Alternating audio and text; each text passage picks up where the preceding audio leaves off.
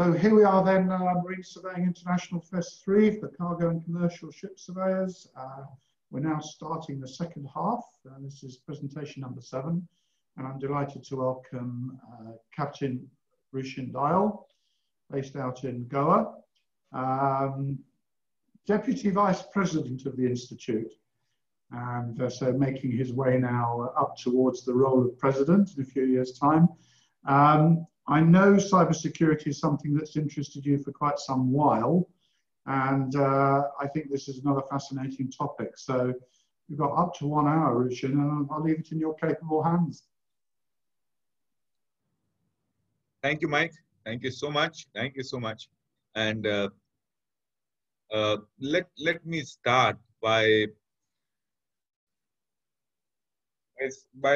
really, saying that 1 year from now, or 1.5 years back, nobody was really talking about cyber security and ships. Yes, they were talking about cyber security, but where ships are concerned, nobody was bothered. So how come the change took place? And unfortunately, like most of the times, it happens with us seafarers, unless and until we have a regulation and force, nobody really bothers about doing anything. So let me start, and I hope that I will. I know I'm relatively late in the day, and I hope some of you are still fresh enough to ask me some questions. So let's see how we go. I'm going to attempt to, first of all, to introduce the fact that cybersecurity is here to stay, where shipping is concerned. And then I want to dwell little bit into the USCG, US Coast Guard, and what is they have come up with a circular, and which is pretty much important for anybody to do with anything to do with shipping and any of their ships going to the US. So let me start by first introducing the topic and looking at what we need to do as surveyors. It is a huge business opportunity, gentlemen. Let me assure you that this is a huge business opportunity, which has not been here in so many years, I'm telling you. And if you guys can actually look at it and work towards it, I think, this is a huge opportunity. So let me start.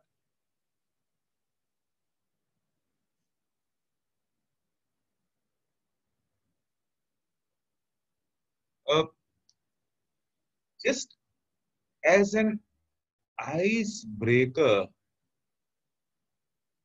why are we so hesitant to accept what IMO or other guys in the office are telling us?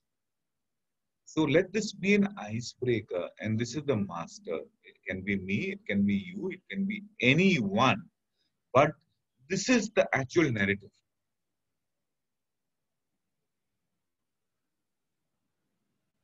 Why is the ship's staff being, harassed? I mean, that is the word that is being used, harassed, to make more records.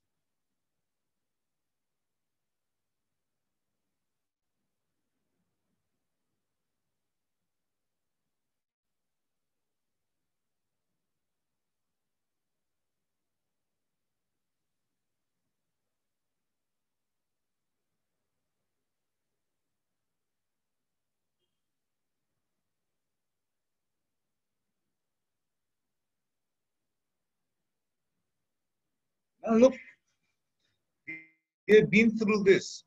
I mean, many of you must be fellow seafarers who have been sailing for years and years and years. And we realize that we have been fulfilling roles of doctors and, come what may. But now this IT, why should we fulfill this role as IT? So this is something which has been going on with our guys and within the community, just not acceptable. But what to do? You've got to do it.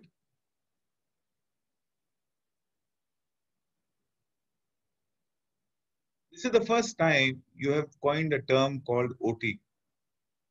OT. This is about IT and OT. They may be related, absolutely, but have different outputs. And we will discuss that. I mean, that's the whole point of this whole uh, lecture or sharing of this few minutes of the screen.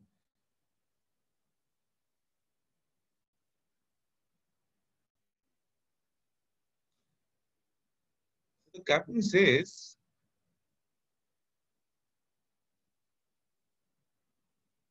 of course, we are not IT technicians. And what is this OT that you're talking about?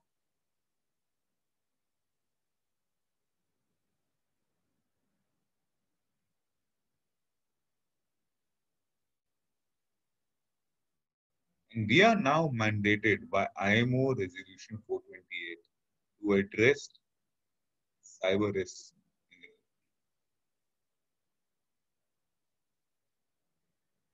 So really, we are coming down, to a fact that we may not want to do it, but we have to do it because now this is a mandatory instrument.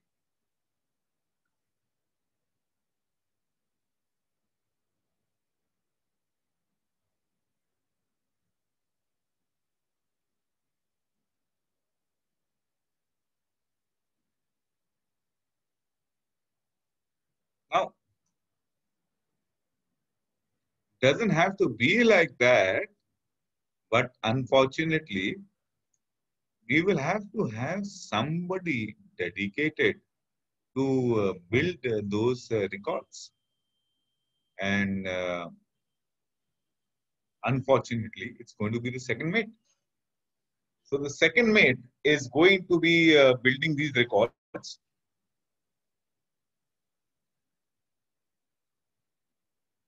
And the second half of the presentation where we will get the USCG, the US, United States Coast Guard into being, you will realize that unless and until we maintain those records, we have got a, a risk of being detained.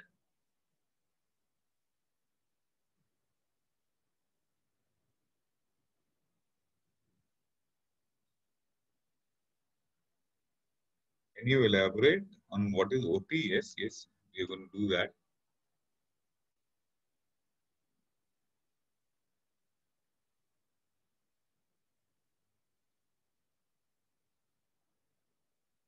So, gents, many of you, many of you, will be wondering what is this OT that we are talking about. OT is operational technology, and you will have a lot of various other terms like IACS or IAS or so many other terms which are being coined by so many other agencies. I The whole purpose of this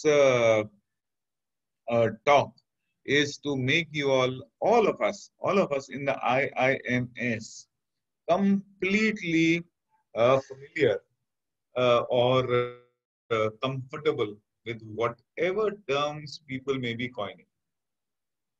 To start with, OT is operational technology, and IACS is again, uh, you know,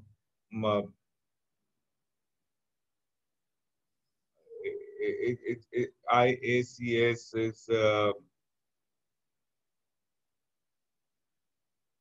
technology with regard to automation and control and systems, and you will have many others like ICMS or IAS. So it is all to do with technology which is relating to an output. So there is just uh, mm, there is no sort of a control where IT and OT is concerned. IT is information technology and OT is operational technology. But depending on how it is made, it is given different forms. Let's start at the beginning. What is IT and what is OT? All right. So what is IT? IT is simply software and hardware where the output data is communication.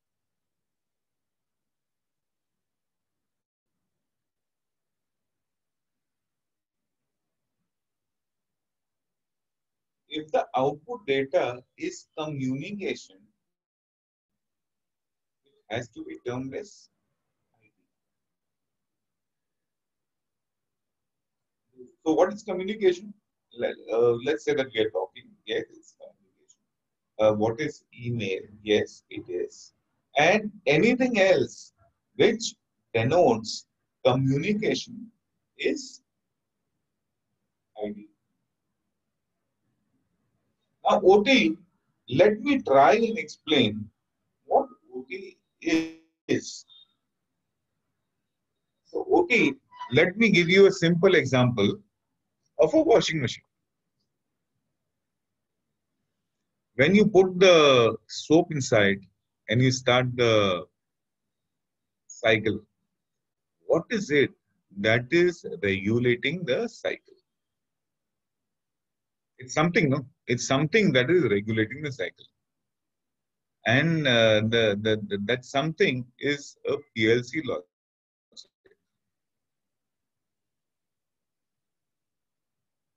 And I will go ahead to the next slide and go ahead and try to explain as to how this is applicable on ships. Simple terms.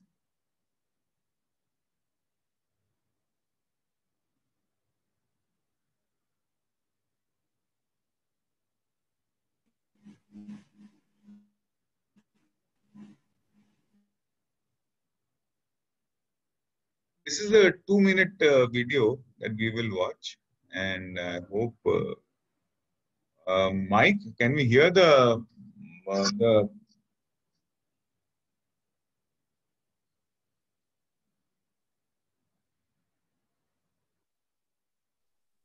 I can't hear it, Ruchin. No, I can see it, but I can't hear it.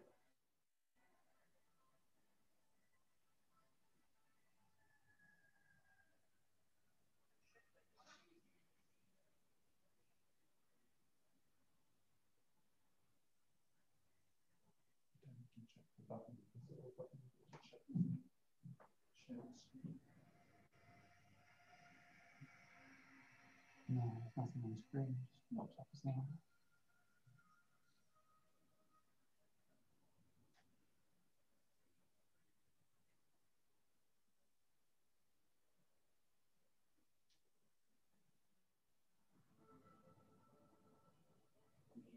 Dynamic came up with the screen because the microphone's on. I think so. No, it's not.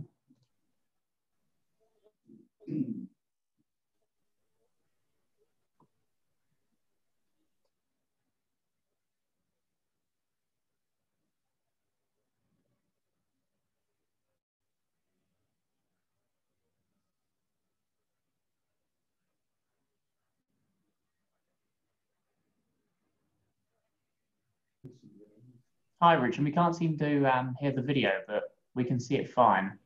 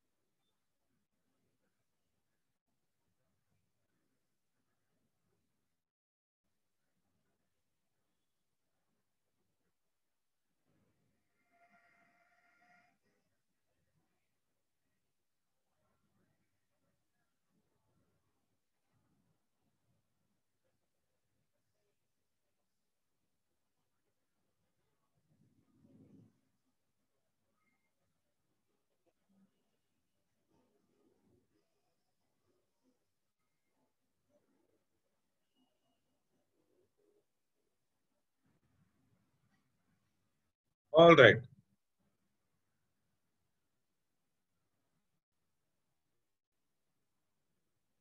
So, so presently, what we are doing is we've got a we've got so much of info from multiple sources, and we are looking. We don't know what to look at. We don't know what to do, and owners, managers, yes, we are. So this is really with regard to ship management, and we come in only when people really come to us and they tell us. But it is a huge opportunity where we need to go in and tell that we are able to comply, basically comply. This is another small video which I want to show you.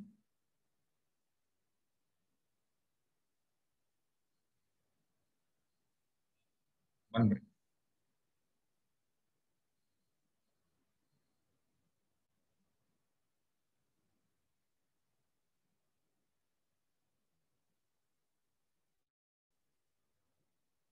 Give me a moment.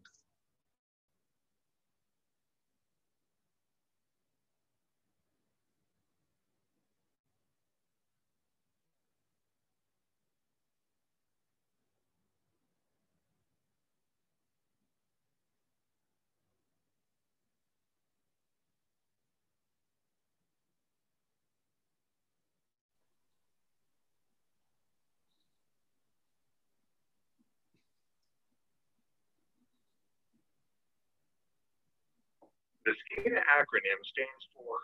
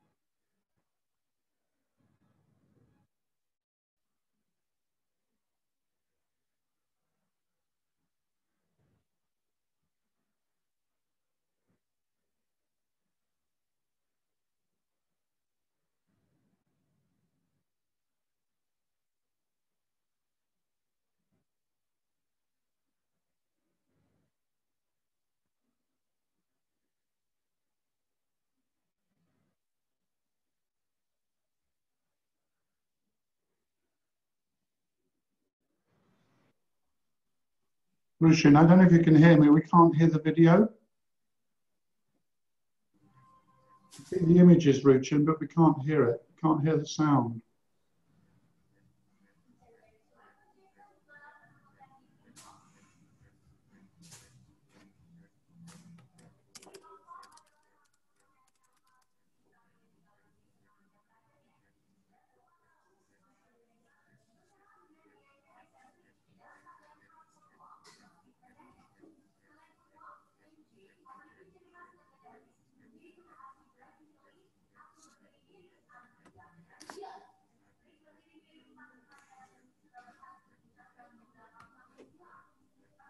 Still no sound, I'm afraid, Ruchin. Mike, is it? Yeah, as the When you shared your video, when you shared your presentation at the start in Zoom, there's a little box that you have to check, which says share my video sound. I wonder if I might ask you just to stop your share, go back again and start it and just look for that little box. I think that might be the problem. all right.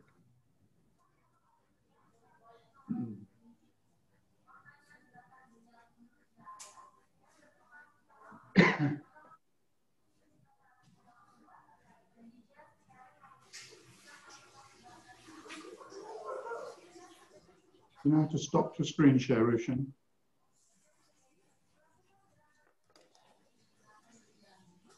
In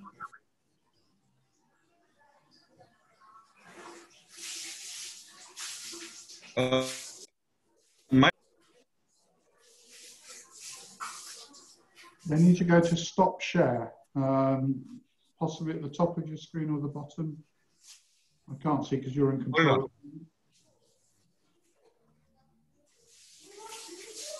okay. Can you hear the audio along with the video? No, we can't. We can see the images, Mike. but we can't hear it. No. All right. So tell me how to do it, because I'll have to share the previous video also, because the previous video was 2 minutes. What you need to do is to stop your presentation, stop your share, come right back out, and come back in and load your presentation in again. Okay, I'm stopping the share now. Okay. Now, when you go to pick up your Right. presentation, in the bottom left-hand corner, there's a little box, and it says share video sound or something, and you put a little tick or a cross in the box, and then pick up your presentation. Can you see that little box?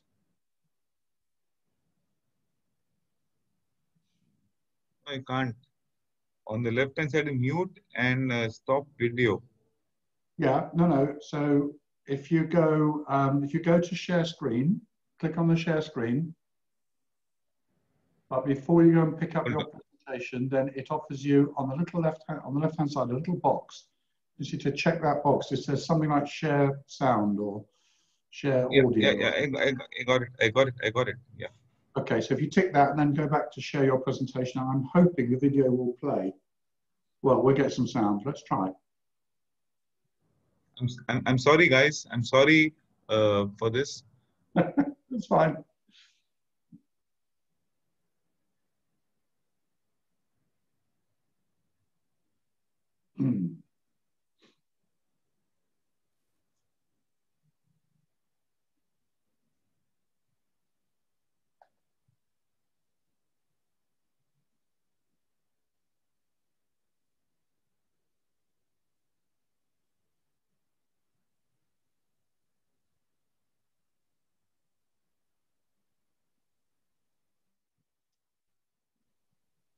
Can you start that video again playing, Ruchin?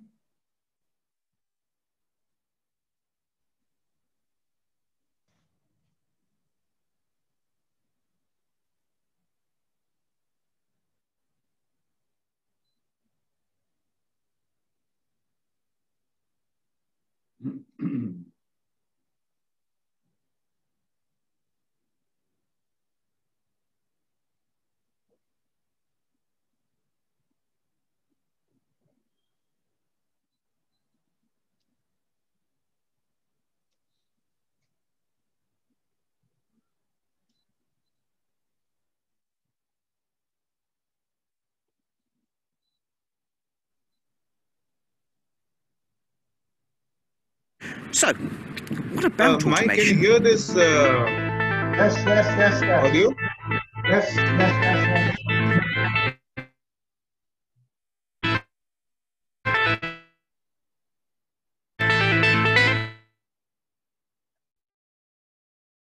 An automatic system is not fit for purpose.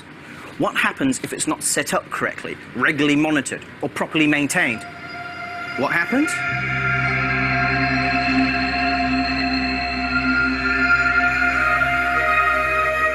And there's another problem with automation. At sea, operators of equipment or systems need to be constantly aware, with an instinctive feel for something not being quite right. Yet, automation can reduce the role of the operator to that of nothing more than an observer. Someone who simply monitors screen displays, warning messages, and reacts to alarms. There is no doubt that automation has dramatically increased the number of alarms on board, so it's crucial that seafarers are trained to recognise what those alarms mean. The greater control achievable by automation allows engines and systems to remain within close desired operating parameters, thereby reducing the need for maintenance. So engineers now tend to rely on automation and have less experience manually controlling the plant. The trend is towards centralized operation and integrated automation systems to provide effective control of cargo and machinery systems. The problem is the operators can be overloaded with too much information, especially in abnormal situations. Preventing this overload places certain demands and obligations on the people involved in the development of automation systems. Poor integration of information systems on the bridge and in the engine room, plus the move towards an increasingly passive monitoring role for seafarers, can present an increased risk of unintentional human error, in turn leading to accidents at sea. There's no question that automation will become more widespread and almost certainly more complex. But, as we said earlier, the sea is still the sea.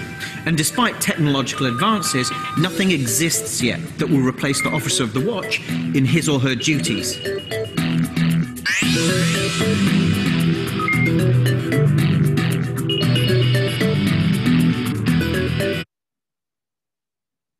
Right. So, I would like to play the second video also. No, that's great. That's good.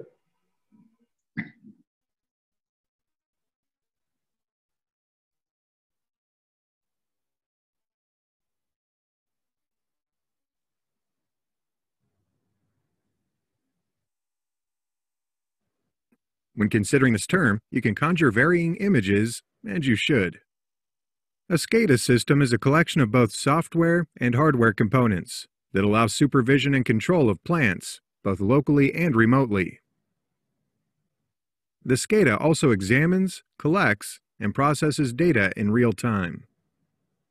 Human-machine interface, or HMI software, facilitates interaction with field devices such as pumps, valves, motors, sensors, etc. Also within the SCADA software is the ability to log data for historical purposes.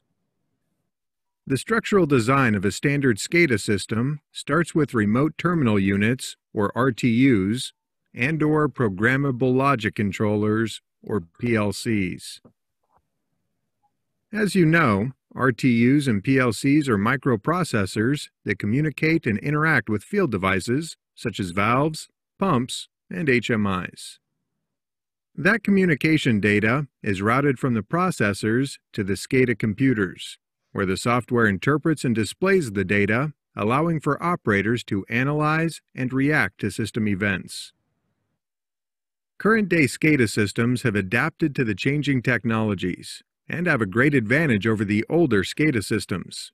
With the adoption of modern IT standards such as SQL and web-based applications, today's SCADA allows for real-time plant information to be accessed from anywhere around the world. Having this data at the operator's fingertips facilitates improved plant operations, allowing for responses to SCADA system cues based on field-collected data and system analysis.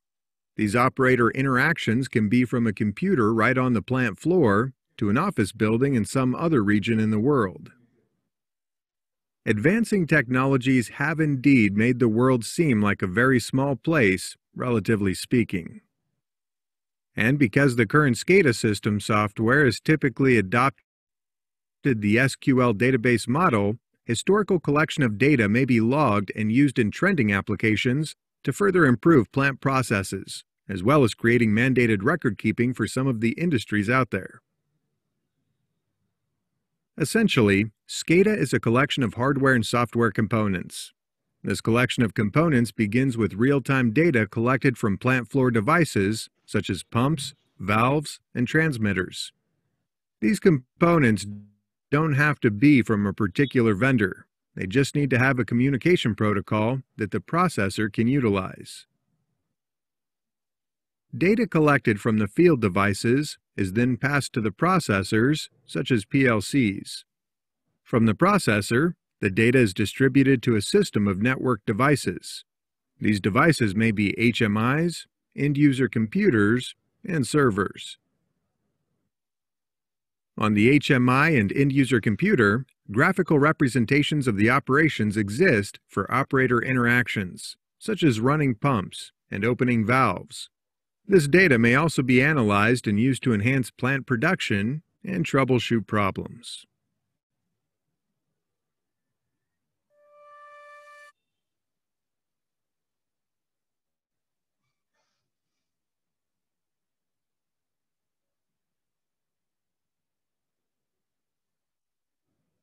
The SCADA.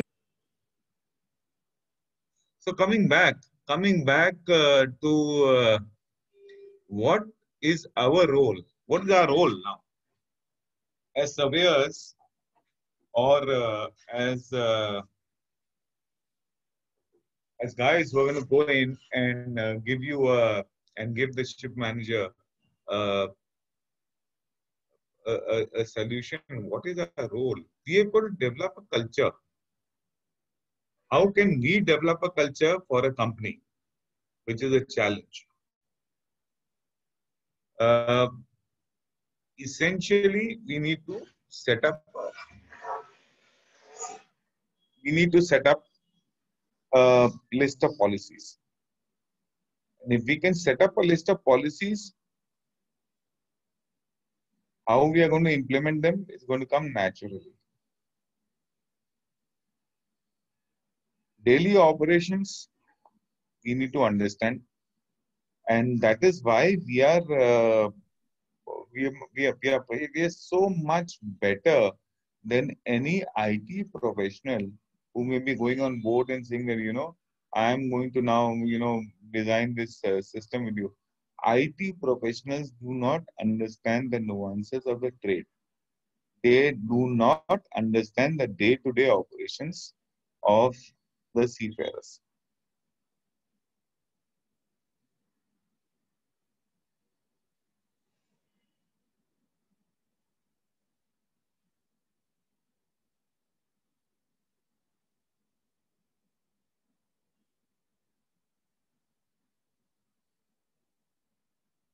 The 2 or 3 points of the last, and essentially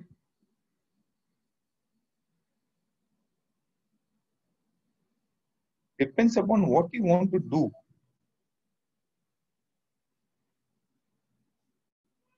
Do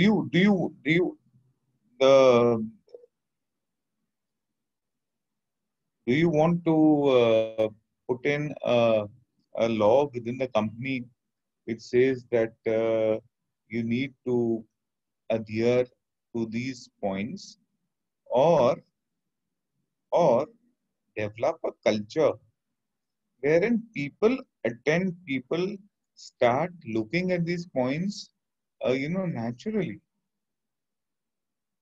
So there's a system of training where training is where we are holding training now for people, and people who go on board, masters and second mates to start with, and essentially that puts you in control of what's going on board with regard to cyber hygiene. And this is something that we did with the K line, and we've got it approved. And we have a central console. But this is something which is very, very, very interesting and very hard to comprehend, very hard to understand actually. So what are we looking at? If you look at if you go down, go to level 0. Can all of you, whoever is here, can go down to level 0? And you will have all these sensors sending senses to level 1,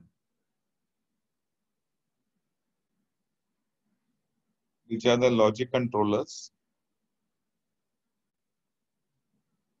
And they in turn are servicing the Sarcos and Centum, which are softwares.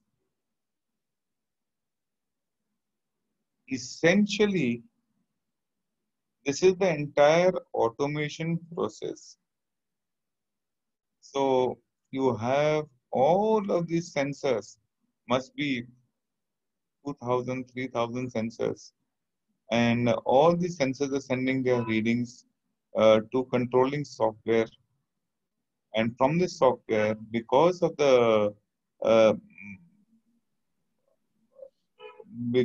readings that they are receiving, they are then ultimately deciding what is the control to be maintained. And this is the prime difference between IT and OT. Anything, any hardware and software which is related to action is OT. And any hardware and software which is related to communication is IT.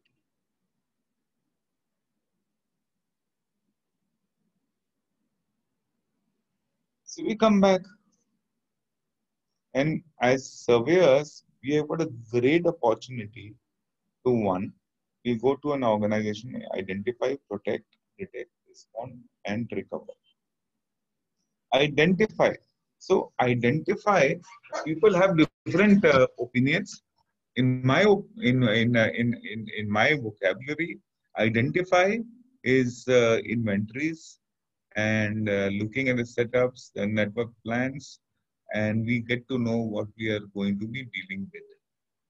Protect. Protect, yes, we set up the roles, the responsibilities. Every control has two components. Either it is procedural or it is technical. And where we are concerned, yes, procedural definitely, but technical also, we want to know what the control is. So we protect. And then, yes, if something goes wrong, how do we detect? In my opinion, it is mainly through training. We need to train our people to know how we are going to detect anything that's going to which may be which may be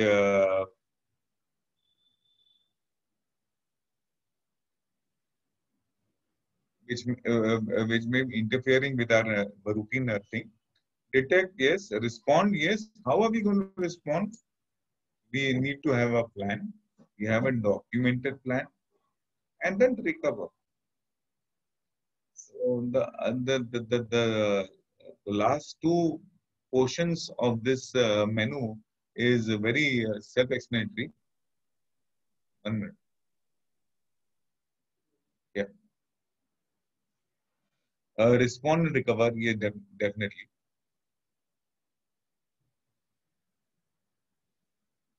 Now coming back to this is essentially to identify. If you look at the right hand screen,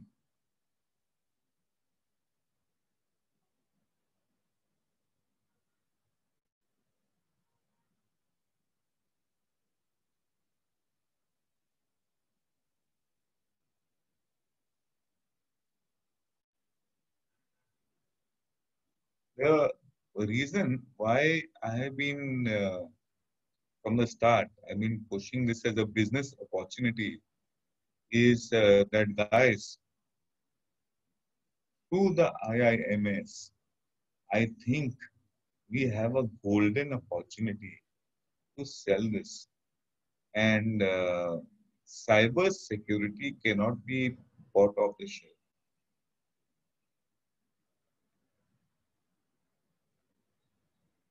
And come as, whatever they may be thinking, people have not yet come to terms with it. But it's an IMO resolution which the flag states must adhere to. And USCG is the first to put it into this, and we will discuss very quickly into what the USCG needs to do. But this is a golden opportunity where we are concerned, where the IIMS is concerned. And I think we should take, it is something which has not happened for a long time.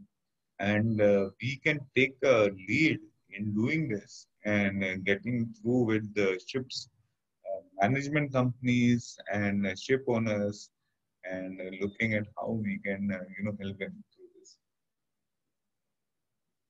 All right, so we come to the USCG PVC. So the USCG has now Coast Guard's 1 minute.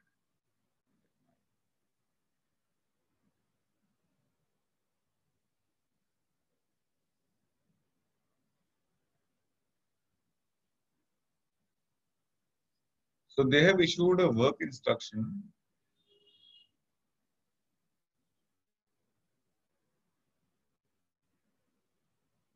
Okay. All right.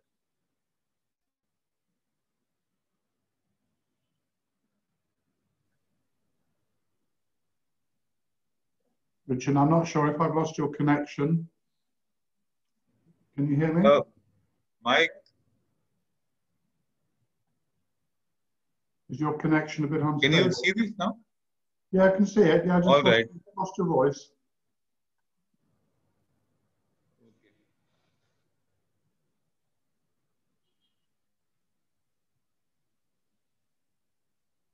So, essentially, the Coast Guard has enforced IMO Resolution 428 in its own way. And for guys who are used to US Coast Guard, you will know that these are straight. It's black and white. There is no gray involved anywhere.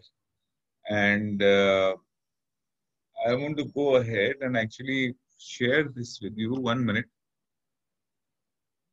Some of my graphics are not coming up. Hold on.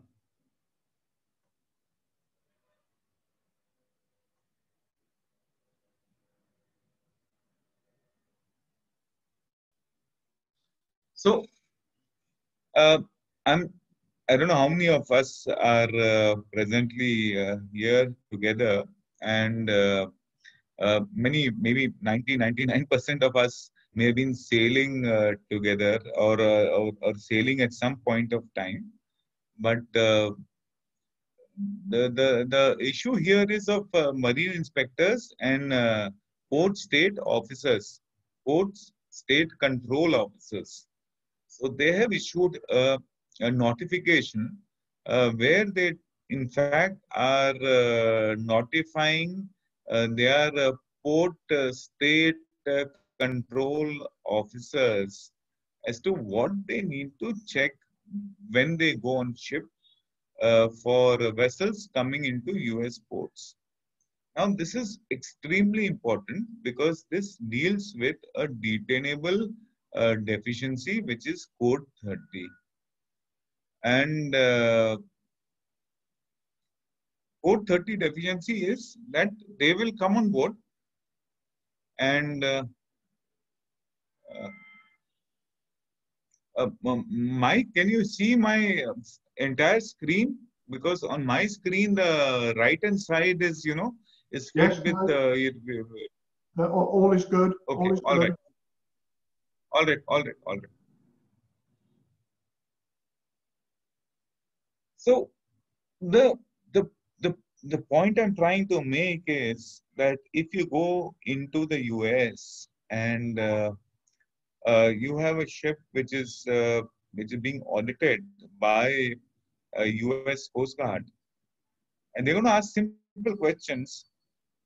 But if they determine that you are eligible for a code 30 detainable deficiency, then your ship is going to be detained.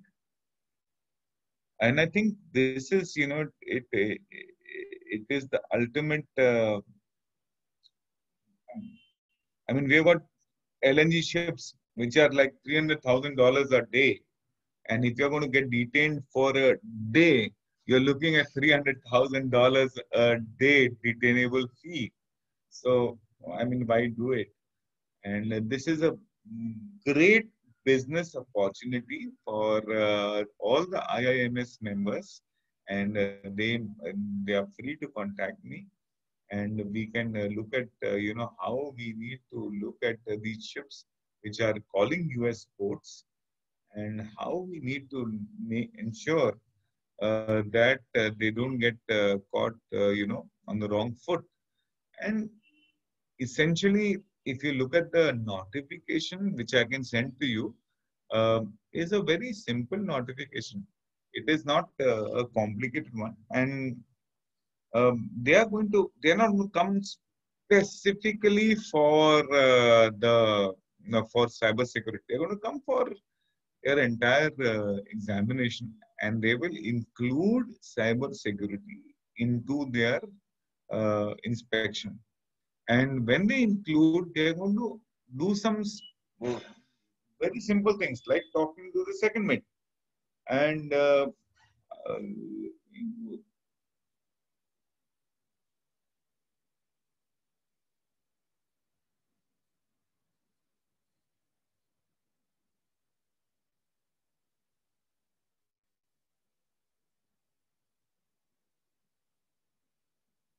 let me look at this example. While aboard a ship for a PSC exam, the second officer explained that exits are not operational. Now, this is all that they're going to do. And they're going to be asking simple questions. Essentially, what they require is competent answers, or rather, just simple answers which are not, incriminating.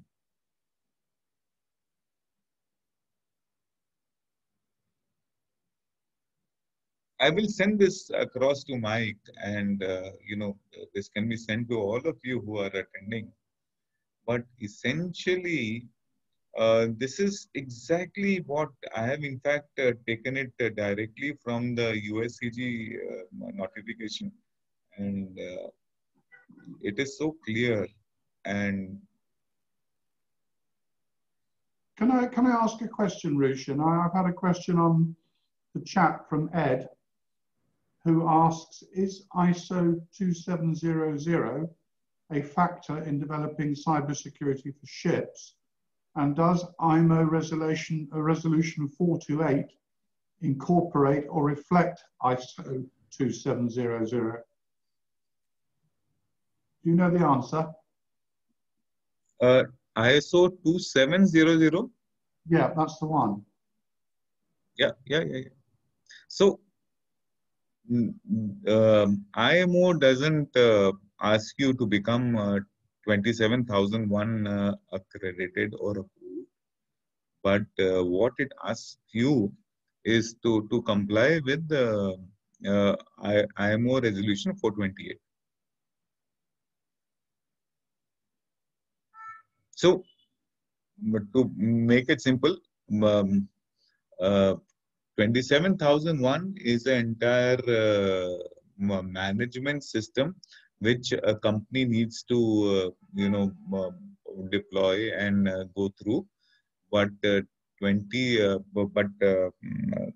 resolution 428, yes, you can whatever we are talking about today in now for the last 30 minutes is based on resolution 4. They've come up with this resolution. They've come up with a FAL facilitation committee and how they need to comply, and they've given very streamlined regulations as to how we need to comply. Right?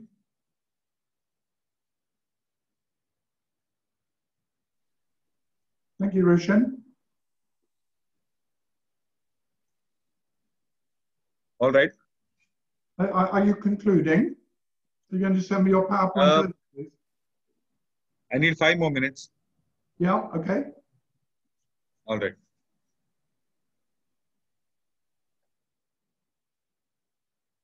So we are on this the USCG, and very quickly we'll get through this.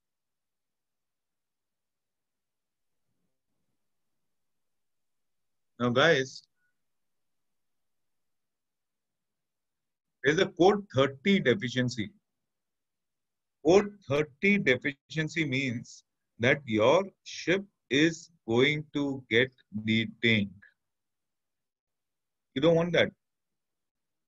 You just don't want that. And the day that happens, I remember in my sailing days, the day that it happened, I tell you, you're going to get screwed here.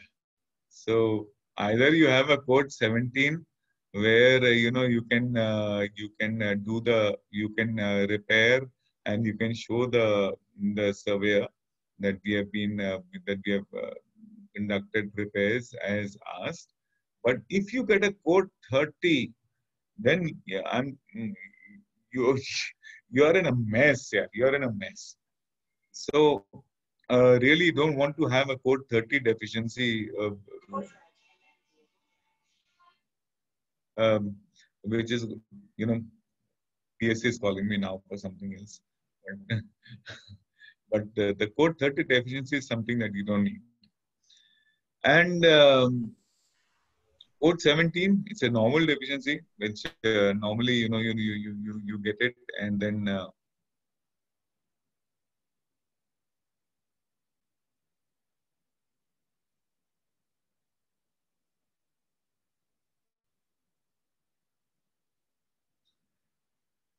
right, guys. So this is about it, and I only want to round up by saying whenever you all actually go to a company or go to a ship, understand that they know the ship better than you. And you will have to develop systems which will work for them rather than, something which will work for us. Mike, this is it from me. I'm willing to take questions now. I hope I'm going to get some questions. Thank you. Does anybody have any questions? Anybody involved in offering this service to vessel operators?